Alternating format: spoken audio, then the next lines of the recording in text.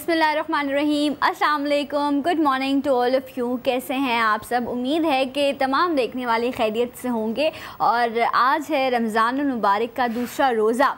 कल पहला रोज़ा इफ़्तार किया और उम्मीद यही है कि रोज़ा नहीं लगा होगा, क्योंकि मौसम गर्मी तो है लेकिन काफ़ी बेहतर हो चुका है। और जो है रोज़ा मेरा बहुत अच्छा गुज़रा, यकीनन आप लोगों का भी अच्छा गुज़रा होगा, इतना ज़्यादा लगा नहीं होगा। और हमें टेंशन लेने की भी इतनी कोई ज़रूरत नहीं है। 14 से 15 घंटे का रोज़ा था। और मैं अगर आप लोगों को बताऊँ कि और ऐसे ममालिक हैं इस जहाँ पे रोज़ा काफ़ी लंबा था। अगर हम डेनमार्क की बात करते हैं तो वहाँ पे 20 से 21 घंटे का जो है वो रोज़ा था। और लंदन में तकरीबन 19 घंटे का 18 से 19 घंटे का रोज़ा था। और डेनमार्क देखें आप, 21 घंटे का उन्होंने रोज़ा रखा होगा, तो तकरीबन 2-3 घंटे के लिए वहाँ पे सूरज निकलता है। तो वहाँ पे भी तो लोग हैं ना जो रोज़ा रख रहे हैं, तो हमें कुछ मतलब सुकून करना चाहिए कि एटलीस्ट हमारे यहाँ पर इतना लंबा रोज़ा नहीं है और हम आसानी से जो है उस रोज़े को मुकम्मल कर सकते हैं। और उसके बाद अल्लाह की नेमतों से जो है हम इफ्तार कर सकते हैं।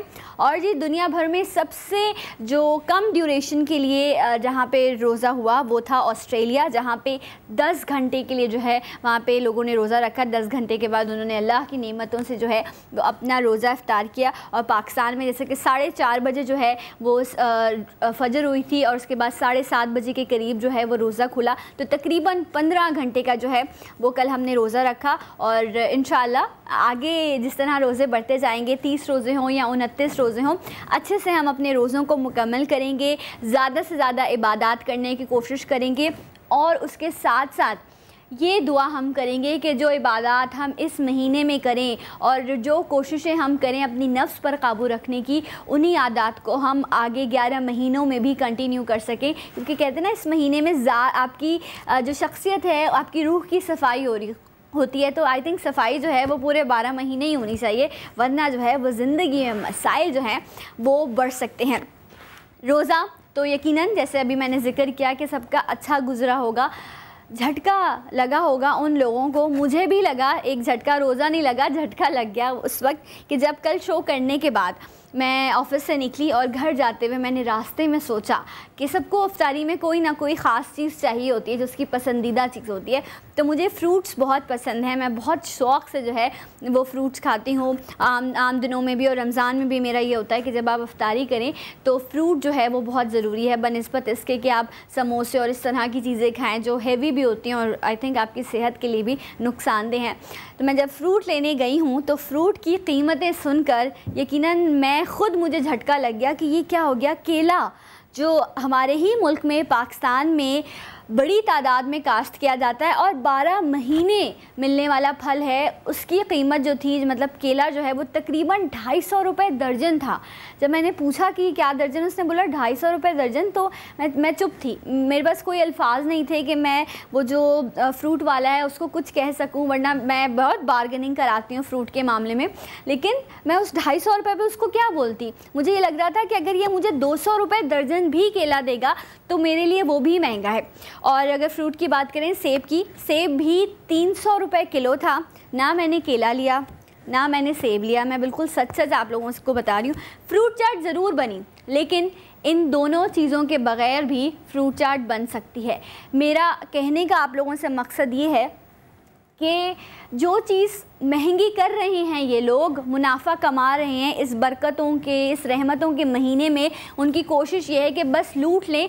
तो उनको ये पता है कि वो चाहे 300 रुपये क्या 400 रुपये भी, आलू बुखारे जो हैं वो इसी तरह खुले मिला करते थे। और अब आप देखें उसका एक बॉक्स जो है, मेरे ख्याल से वो किलो का भी बॉक्स नहीं होता, 400 रुपये का वो लोग बेच रहे हैं।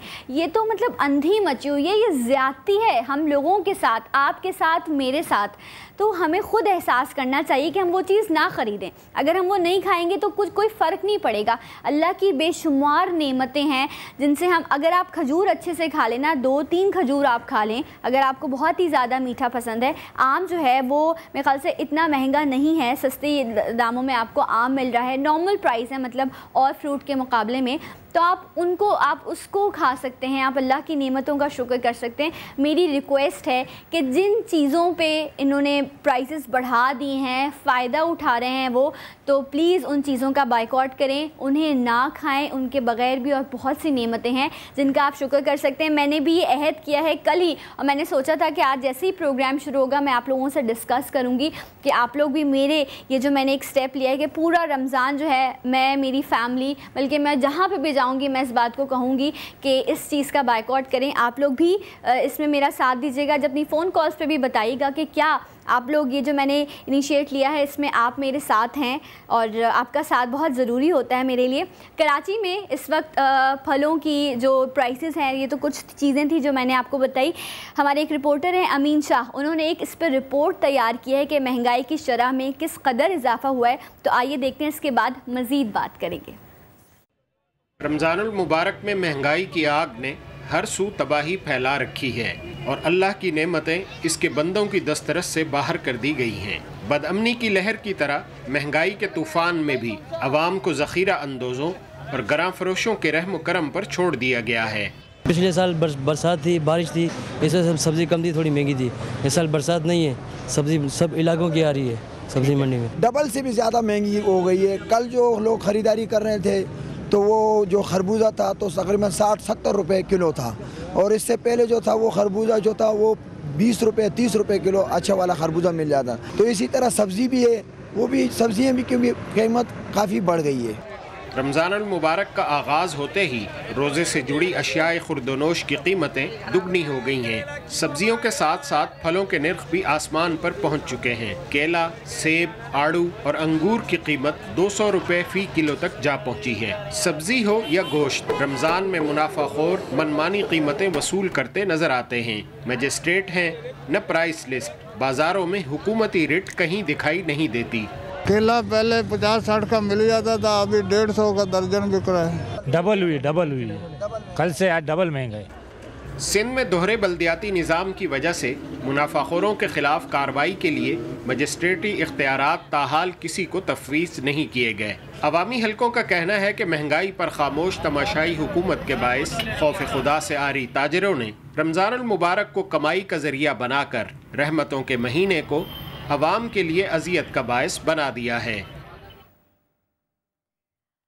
जी, आपने देखा अमीन शाह की ये रिपोर्ट आपने देखी, और ये कहना बिल्कुल नामुनासिब ना होगा कि रमज़ान और महंगाई का जो साथ है वो ऐसा लगता है कि चोली दामन का साथ बन चुका है। पिछले साल भी जब रमज़ान आया था तो बहुत बातें हुई थी कि प्लीज़ खुदारा लोगों को रिलीफ़ दिया जाए, प्राइसेस में कमी की जाए। अभी भी आपने देखा बहुत सारे वादे हुए थे, किसी तरह का कोई हुकूमती ओहदेदार जो है मौजूद नहीं होता चेक करने के लिए कि प्राइसेस क्या है। ये तो आप छोड़ दें, प्राइसेस लिस्ट नहीं है वहाँ पे, जिसकी जो मर्ज़ी आता है वो उस हिसाब से जो है वो प्राइस रख देता है। ये बात दुरुस्त है कि उनको आगे से महंगा मिल रहा है, लेकिन शायद इतना भी नहीं होगा कि आप आवाम की दस्तरस से चीज़ों को इतनी दूर कर दें। और ये तो कराची की सूरत हाल थी जो आपने जानी। अब मैं आपको इस्लामाबाद से जो हमारे रिपोर्टर हैं नुमान मकसूद, उनकी जानिब लेकर चलूँगी और वो आपको बताएंगे कि कराची में तो ये सूरत हाल है, क्या इस्लामाबाद में जो है अशिया खुर्दोनोश हैं उनके रमज़ान शुरू होने से क्या उनकी भी कीमतों में इजाफा हुआ है। आइए देखते हैं नुमान मकसूद की ये रिपोर्ट।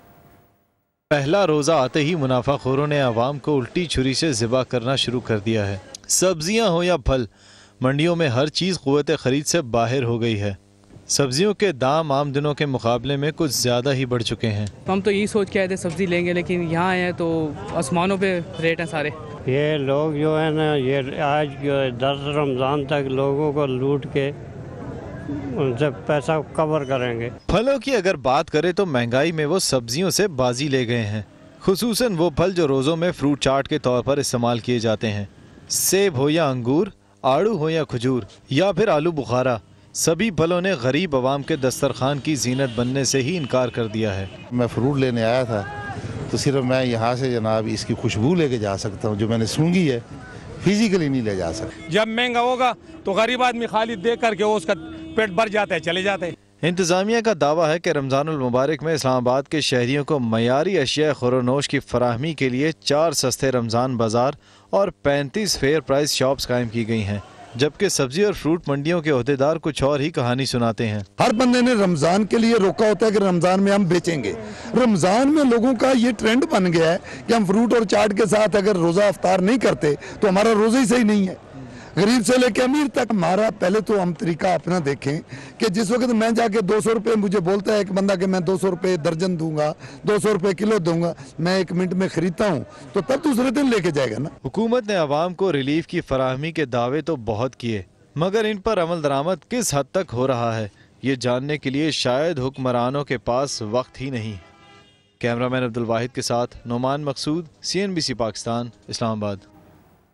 जी, और आपने ये रिपोर्ट देखी और इसमें अवाम का रद्द-ए-अमल आपने जाना, और एक जो मौजूद साहब थे उनका ये कहना था कि जब मैं आया तो फ्रूट लेने था, लेकिन सिर्फ उनकी खुशबू जो है वो साथ लेकर जा रहा हूँ, तो ये हाल कर दिया गया है। बहुत वादे होते हैं लेकिन वो वादा ही क्या जो वफ़ा हो जाए। ऐसा लगता है कि इस शेर को पल्लू से बांध लिया है हमारे जो हैं लोग हैं, जो हमारे सरबराह हैं, जिन्हें हम ही वोट देकर जो है चुनते हैं। इस वक्त बहुत ही खूबसूरत सा वाक़या जो है, बल्कि एक स्टोरी है, वो मुझे याद आ रही है, मैं चाहूँगी कि मैं आप लोगों के साथ शेयर करूँ। एक रियासत के बादशाह होते हैं, वो अपना एक नया वज़ीर मुंतखब करते हैं।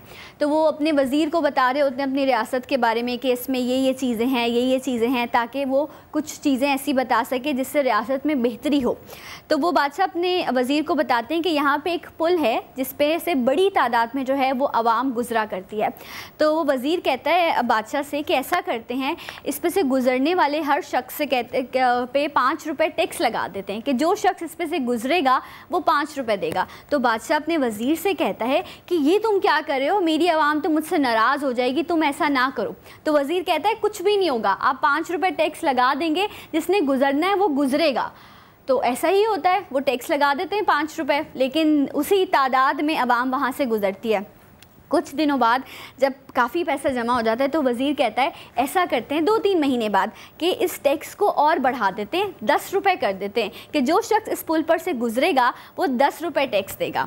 तो बादशाह कहते हैं इस बार तो तुम ऐसा करो, ऐसा होगा कि अवाम मेरे ख़िलाफ़ हो जाएगी कि ये तुम कौन सा वज़ीर ले आए हो जो हम पे मुसीबतें डाल रहा है। तो वज़ीर कहता है नहीं कुछ नहीं होगा, अवाम देगी 10 रुपये, आप लगाएँ तो टैक्स।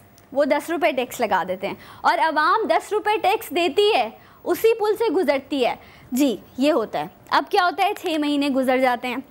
अब वज़ीर साहब कहते हैं कि ऐसा करते हैं कि 10 रुपये भी लेते हैं और एक जूता जो है ना वो भी हर गुज़रने वाले को लगाते हैं। बादशाह कहते हैं कि सब यहाँ जमा हो जाएंगे और मेरी सल्तनत छीन ली जाएगी, ऐसा मत करो। वज़ीर कहते हैं नहीं, आप ऐसा ही करें। और ऐसा ही होता है, हर गुज़रने वाले जो शख्स होता है वो 10 रुपये भी देता है और वज़ीर की तरफ से मुंतखब किया हुआ एक शख्स जो है वो उनके सर पे एक जूता भी लगाता है। कुछ अरसा गुजरता है, उसके बाद वज़ीर साहब जो हैं वो एक और आइडिया देते हैं बादशाह को और कहते हैं कि अब ऐसा करते हैं 10 रुपये टैक्स रखते हैं, लेकिन अब जो है 2 जूते लगाएंगे इनको। ऐसा होता है, क्या होता है फिर वही सिलसिला, अवाम उस पुल से गुज़र रही है, 10 रुपये भी दे रही है, उनको जूते भी 2 पड़ रहे हैं। क्या होता है, अवाम तंग आ जाती है, बहुत परेशान हो जाती है कि ये तो अब हद हो गई है। अब अवाम क्या करती है, अवाम ये करती है कि वो जाती है बादशाह जहाँ पे होते हैं और वहाँ पे धरना दे देती है और फिर बादशाह सलामत आते हैं और कहते हैं कि अब खौफज़दा होते हैं कि ये तो बहुत कुछ हो गया, अब अवाम पता नहीं क्या करेगी। तो अवाम जो होती है उसका रद्द-ए-अमल ये होता है कि बादशाह सलामत, आपने जो वहाँ पे एक शख्स खड़ा किया हुआ है जो हमसे 10 रुपये भी लेता है और हमें 2 जूते भी लगाता है, तो अब एक की जगह 2 खड़े कर दें, क्योंकि एक लाइन की वजह से हमें गुजरने में मसला हो जाता है, देर हो जाती है। तो ये है हमारी आवाम का रद्द-ए-अमल उस बादशाह के इस तमाम लाए-अमल पे। आई थिंक ये जो मैंने स्टोरीज आपको सुनाई है ये बहुत सारे लोगों के कानों को भली नहीं भी गुजरी होगी, लेकिन शायद ऐसा ही हो रहा है। एक ब्रेक लेते हैं, ब्रेक के बाद आपको ज्वाइन करेंगे, रहिए हमारे साथ।